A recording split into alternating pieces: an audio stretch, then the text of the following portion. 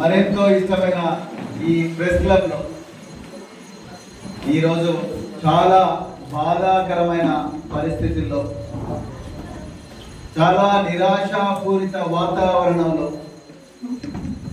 ఫిబ్రవరి 13వ తారీఖు నాడు సాయంత్రం 6 గంటలకు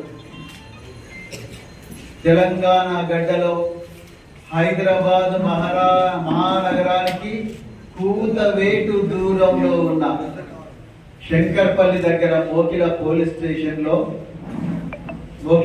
స్టేషన్ పక్కనే ఉన్న జనవాడ గ్రామం, ఏ జనవాడ గ్రామంలో అయితే పెద్ద పెద్ద రాజకీయ నాయకుల ఫామ్ హౌస్లు ఉంటాయో ఆ జనవాడ గ్రామంలో 300 మంది ముష్కరులు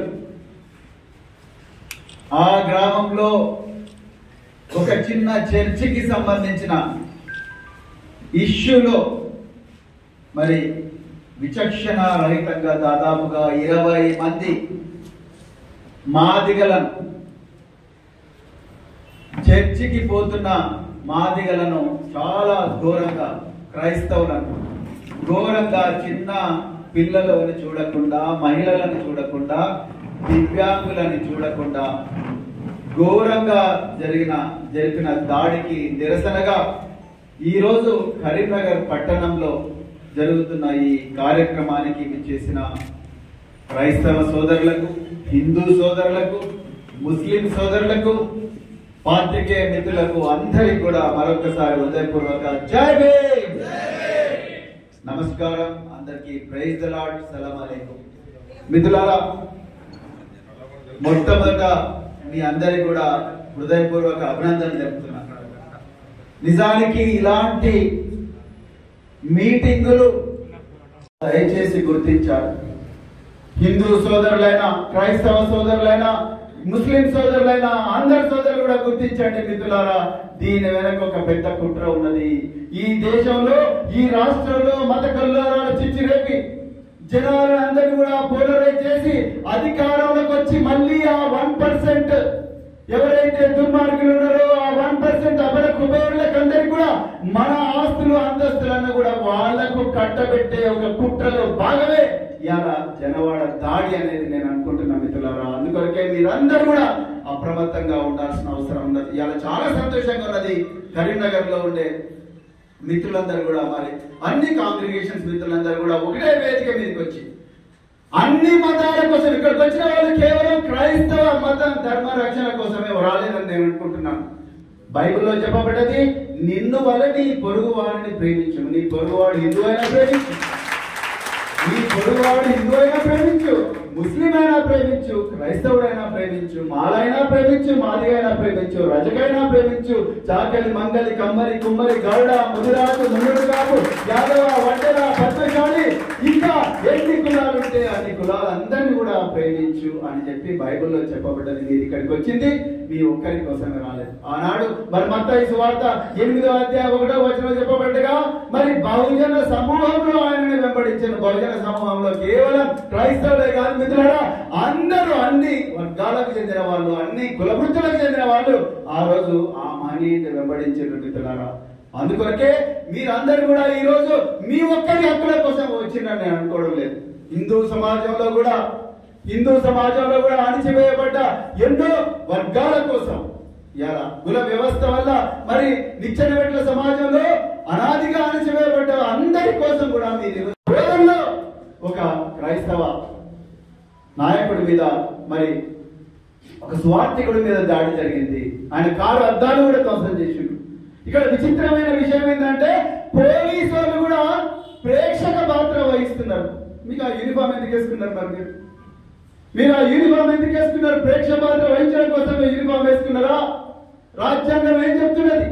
దాని గురించి ఎవరు కూడా ఆలోచించడం లేదు. అందుకొరకే మిత్రులారా, దయచేసి ఈ పోరాటాన్ని రాజ్యాంగబద్ధంగా చేద్దాం, చట్టబద్ధంగా చేద్దాం, కానీ ఎట్టి పరిస్థితుల్లో కూడా మడమ తిప్పకుండా పోరాటం చేద్దాం. మీ అందరి కోసం బహుజన్ సమాజ్ పార్టీ ఎల్లవేళలా మీ అందరి కోసం మీ అండగా ఉంటది.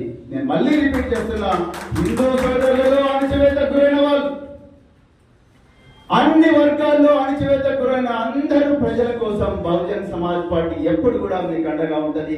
ఎట్టి పరిస్థితుల్లో కూడా మీరు భయపడకండి. నేను తమ్ముడు తిమోతికి చెప్తున్నా, అదే విధంగా అందరికి ఇక్కడ ఉన్న వేదిక మీద అందరి పెద్దలకు చెప్తున్నా, ఎట్టి పరిస్థితుల్లో భయపడాల్సిన అవసరం లేదు.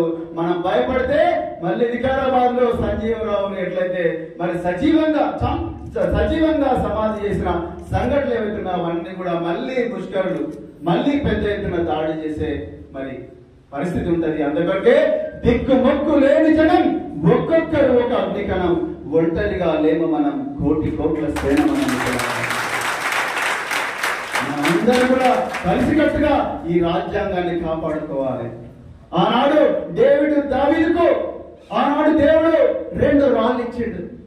ఒకవైపు మరి గొలియత్ మరి పెద్ద ఆజానుభావుడు గొలియత్ దగ్గర అన్ని ఆయుధాలు ఉన్నాయి.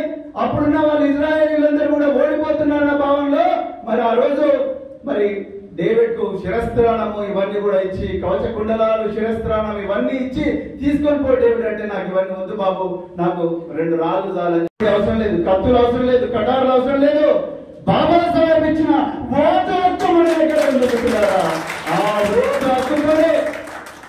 ఓటు హక్కుతోనే మన హక్కులను కాపాడుకోవాలి.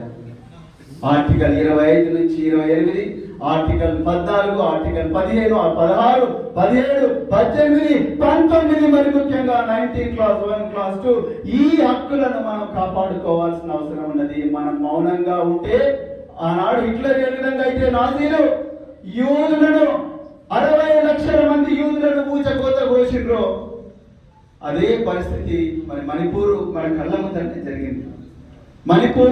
ముందనే జరిగింది. హల్ద్వానీలో ఇప్పటికి కూడా యూనిఫామ్ సివిల్ కోడ్ వ్యతిరేకంగా పోరాడుతున్న మరి ముస్లిం సోదరులు ఎవరైతే ఉన్నారో వాళ్ళ మీద కూడా దాడి చేస్తా ఉన్నారు. అదే విధంగా మరి హిందూ సోదరులు కూడా అణచివేయబడ్డ వర్గాలు ఏవైతే ఉన్నాయో వాళ్ళందరి మీద కూడా సైలెంట్ గా దాడి జరుగుతూ ఉన్నది. వాళ్ళకి రావాల్సిన ఆస్తులు వాళ్ళకి ఇవ్వడం లేదు.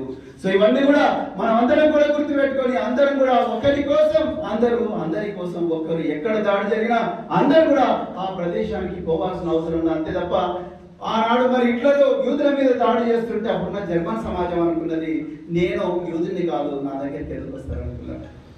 వాళ్ళు కమ్యూనిస్టుల దగ్గరికి వచ్చినప్పుడు నేను కమ్యూనిస్ట్ కాదు, నా దగ్గరికి ఎవరు రాలేదు కదా అనుకున్నారు. వాళ్ళు సోషలిస్టుల దగ్గరికి పోయినారు, సోషలిస్ట్ దగ్గర పోతే నేను సోషలిస్ట్ కాదు కదా, నా దగ్గరికి ఎవరు రాలేదు కదా అని అనుకున్నారు. కానీ వాళ్ళు డైరెక్ట్ గా వాళ్ళ ఇంటికే వస్తే అప్పుడు నాకు ఎవరు తోడుగా రాలేదు అని చెప్పి వాళ్ళు ఆ రోజు మరి ఉపద్రవానికి గురైతున్నారు. అంటే నేను చెప్పాలనుకున్నది ఏంటయ్యా అంటే, ఒకరి కోసం అందరి కోసం ఒకరు. నా ఇంటికి రాలేదు కదా, లేకపోతే మా ఊరిలో దాడి జరగలేదు కదా, లేకపోతే మా కులం మీద దాడి జరగలేదు కదా, లేకపోతే మా మతం మీద దాడి జరగలేదు కదా అనేది కాదు. దీని వెనక ఒక బలమైన రాజకీయ ప్రయోజనం ఉంది, ఒక లోతైన రాజకీయ ప్రయోజనం ఉంది, లోతైన ఆర్థిక ప్రయోజనం ఉంది. తరతరాలుగా ఈ ఆస్తులు, అంతస్తులు, సంపద, వనరులు అన్ని కూడా తన కుప్పిలో పెట్టుకోవాలనుకున్న 1% వర్గం ఇలా సమాజంలో చిచ్చురేపుతా ఉన్నది. బీసీల మధ్యలో ఎస్సీల మధ్యలో చిచ్చురేపుతా ఉన్నది. బీసీలో బాగా ఉన్న బీసీలు పేద బీసీల మధ్యలో చిచ్చురేపుతా ఉన్నది. ఒక వర్గాన్ని దగ్గర చేసుకోవాలని ప్రయత్నం చేస్తా ఉన్నది. ఆ విధంగా వర్గాలను పెంచి ప్రోత్సహించి వాళ్ళ మధ్య కళ్ళరాయి పెట్టి ఆ 1% వర్గం అధికారాన్ని ఎంజాయ్ చేస్తారని చూస్తా ఉన్నారు. అందుకే మాన్యవర్ కాన్షీరామ్ గారు అన్నారు, ఏమన్నారు, ఈ 99% దగ్గరికి అధికారం వచ్చినప్పుడే మరి ఈ దేశంలో శాంతి భద్రత సుభిక్షంగా ఉంటాయన్నారు. బైజీ కుమారి మాయావతి గారు ఉత్తరప్రదేశ్ ముఖ్యమంత్రిగా ఉన్న 8 సంవత్సరాలు ఒక్క రోజు కూడా కమ్యూనల్ రైట్స్ జరగలేదు మిత్రులారా. అది రాజ్యాంగబద్ధమైన పాలన అంటే. అలాంటి రాజ్యాంగబద్ధమైన పాలన తెలంగాణలో తీసుకురావాలనే మీ బిడ్డ ప్రవీణ్ కుమార్ 4000 గ్రామాలు తిరిగింది మిత్రులారా. 4000 గ్రామాలు తిరిగింది. 4000 గ్రామాలు, దాదాపు 50,000 కిలోమీటర్లు బహుజన్ సమాజ్ పార్టీ మొత్తం కూడా తిరిగింది కేవలం ఈ రాజ్యాంగాన్ని రక్షించడం కోసమే. కానీ దురదృష్టవశాత్తు ఆనాడు ఏసావు అయితే ఏ విధంగా తన జ్యేష్ఠత్వపు హక్కును అమ్ముకున్నాడో, ఈ రోజు ఓటు హక్కును ఈ వర్గాలకు చెందిన ప్రజలు అమ్ముకున్నాడు. ఇది వాస్తవం.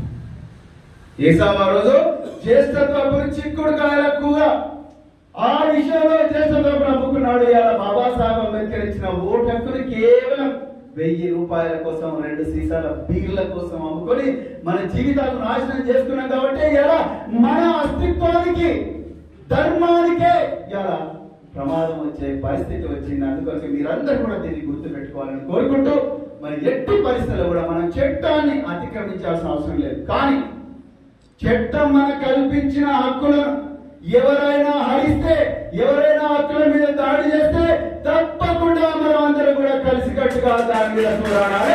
దానికి బహుజన్ సమాజ్ పార్టీ తప్పకుండా మీ అందరిగా ఉంటుందని చెప్తూ, మరి ఈ విషయాన్ని అందరి సోదరులకు కూడా, అన్ని వర్గాల సోదరులకు, అన్ని మతాల సోదరులకు అందరూ కూడా మరి తెలపాల్సిందిగా కోరుకుంటూ, ఇది చక్కటి సమావేశం పెట్టిన కరీంనగర్ జిల్లా మిత్రులందరికీ కూడా ధన్యవాదాలు చెప్తూ ముగిస్తున్నాను. మిత్రులారా, జై హింద్, జై భారత్.